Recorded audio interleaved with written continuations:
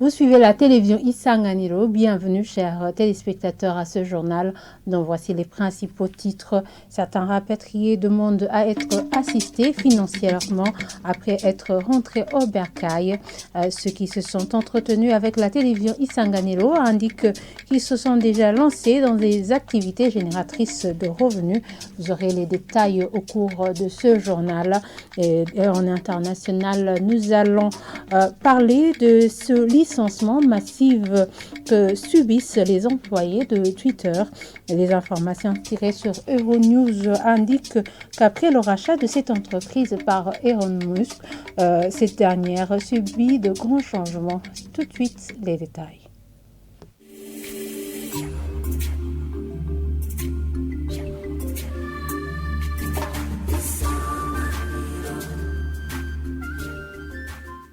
Encore une fois, bienvenue, chers téléspectateurs des partenaires internationaux qui appuient dans la lutte contre le sida au Burundi doivent collaborer avec les organisations locales des personnes vivant avec le VIH-Sida dans l'élaboration des projets. Ce sont là les propos du secrétaire exécutif permanent à la Commission nationale de la lutte contre le sida, CNLS, ce vendredi lors d'une réunion d'évaluation.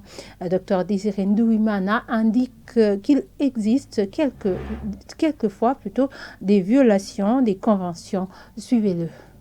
Les grands partenaires qui appuient le gouvernement en matière de lutte contre le sida, ils font des conventions avec le gouvernement. Et puis, ces acteurs de la société civile deviennent des sous-récipiendaires.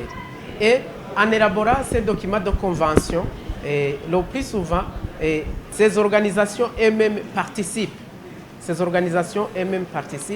Et c'est pourquoi je leur lance un message de bien suivre ces documents de convention et surtout de participer activement dans l'élaboration de ces conventions et aussi veiller au respect de tous ces documents. Parce que s'il y a des gens qui se lamentent sur la gestion des subventions, c'est qu'il y a quelque part une violation des conventions entre ces organisations et ces associations. Et le plus souvent, c'est souvent des défis qui se passent entre eux. Et c'est pourquoi nous leur lançons vraiment un message du respect de ces conventions et signaler toute chose qui ne va pas bien en ce qui est du respect de ces conventions pour qu'il y ait des mesures appropriées par le gouvernement. Page société, mais non, certains des rapatriés disent qu'ils se sont déjà lancés dans des activités génératrices de revenus à travers des associations et demandent plutôt d'être assistés financièrement puisque, disent-ils, la vie a repris à zéro après qu'ils ont regagné le pays. Suivez-les, ils se sont entretenus avec la télévision Isanganiro. Nous menons tant bien que mal la vie, sauf que quand on est rentré, c'était comme si nous reprenions tout à zéro. À part la pauvreté, nous cohabitons parfaitement avec ceux qui sont restés dans le pays. Nous avons des associations et dans lesquelles nous les avons intégrées et en aimant, nous nous sentons bien avec eux. En exil, nous menions une vie difficile, on ne faisait rien, on attendait que la fin du mois pour avoir notre paquet de rations qui était même insuffisant et on ne pouvait pas même poursuivre nos études supérieures alors que nous étions capables.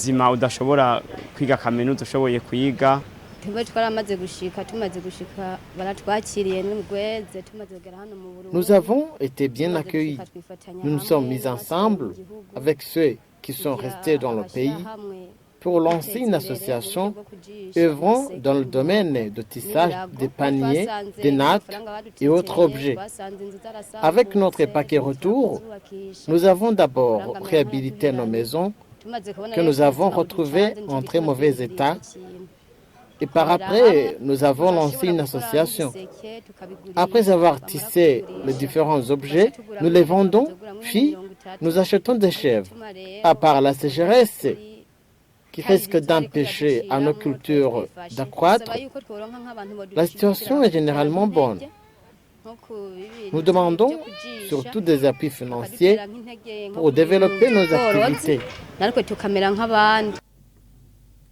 Et en international, licenciement massif des employés de Twitter. Selon les informations que nous tirons sur Euronews, ces employés ont été remerciés par un simple courriel. Une semaine après avoir été rachetés par Elon Musk, la société a entrepris des projets de grande envergure, images et commentaires. Une semaine après avoir été racheté par Elon Musk, Twitter a entrepris de licencier la moitié de ses effectifs et d'une manière pour le moins brutale. Vendredi matin, l'entreprise californienne a remercié des milliers de salariés par un simple courriel et annoncé la fermeture temporaire de ses bureaux. Certains services ont été décimés. C'est une façon très inhabituelle de procéder à un licenciement, en particulier dans la Silicon Valley. Souvent, les entreprises technologiques du site ne veulent pas rendre ces licenciements aussi publics et ont bien plus peur des relations publiques négatives que ce n'est le cas ici. Twitter comptait près de 7500 salariés fin octobre. L'objectif de ces licenciements de masse serait d'améliorer la santé de l'entreprise, argumente Elon Musk, l'homme le plus riche du monde qui, dès jeudi et sa prise de contrôle de Twitter, avait dissous le conseil d'administration, congédié les dirigeants, pris le poste de directeur général et sorti la société de la bourse.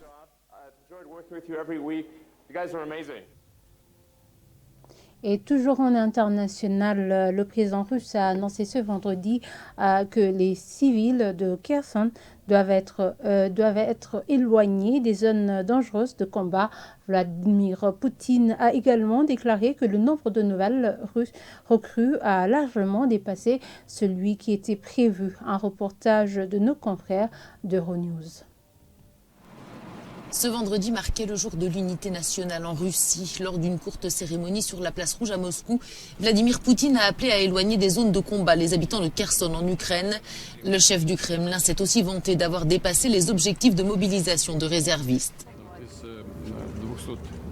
Nous avions tablé sur 300 000 nouvelles recrues et nous en avons déjà 318 000. Pourquoi autant? Parce que les volontaires s'inscrivent. Leur nombre ne faiblit pas.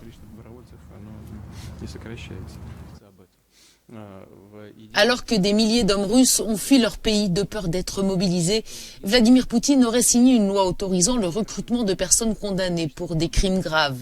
C'est ce que rapportent des médias russes. Devant des élus et des dignitaires religieux, le président russe a aussi affirmé que des discussions sur la reconstruction du Donbass et de Mariupol étaient en cours. Et voilà, c'est ici que nous clôturons ce journal. Merci de nous avoir suivis et très bonne suite de programme sur la télévision Isanganiro.